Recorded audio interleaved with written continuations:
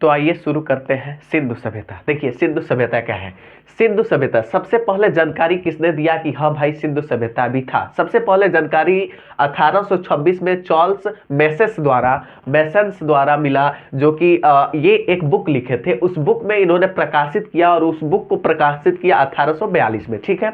और इन्होंने 1826 में ही बताया कि जब ये रेलवे लाइन के लिए खुदाई कर रहे थे तो उसी समय इन्होंने बताया कि यहाँ सिंधु सभ्यता नाम की कोई सभ्यता भी थी। ये अभी फिलहाल पाकिस्तान में पड़ता है। अब देखिए इसके संरक्षण के लिए, ठीक है, इसके संरक्षण के लिए आए थे 1856 में एक कनिंघम इसके संरक्षण के लिए आए, ठीक है।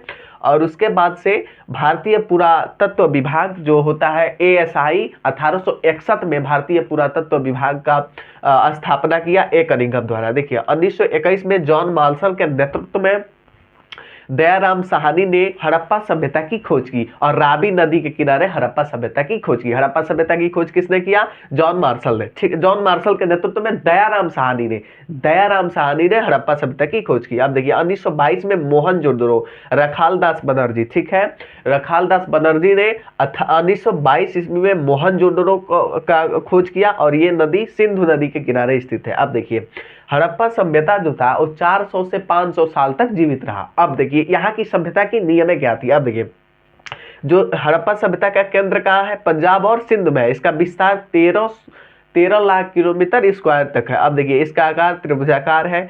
ये नगरी सभ्यता है। नलिया, इसमें जो नलिया थी, जो गंदा पानी का नालिया था, वो ढकी हुई नालिया थी। अभी भी गाँवों में आपको देखने को मिलेगा जो सड़क के बीचों बीच में जो नालियाँ बहती थी, सेम वैसे ही उस समय नालियाँ थी। अब देखिए जल निकास प्रणाली था उस समय। घर जितने भी थे वो लाइन से बने हुए थे। खिड़कियां मुख्य सड़क की ओर न होकर के गलियों में खुलती थी। घर 2 मंजिले बने होते थे। जितने भी घर थे सभी 2-2 मंजिले बने होते थे।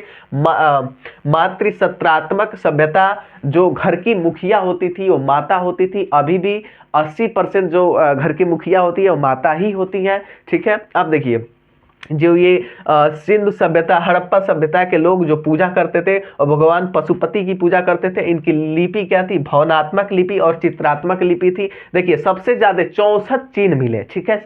जब ये सिंधु सभ्यता की खुदाई हो रही थी तो खुदाई के समय 64 चिन्ह मिले। उन चिन्ह में सबसे ज्यादा चिन्ह मछली आकार की थी और उसके बाद यू आकार की सबसे ज्यादा चिन्ह थी। ये था आपका सिंधु सभ्यता।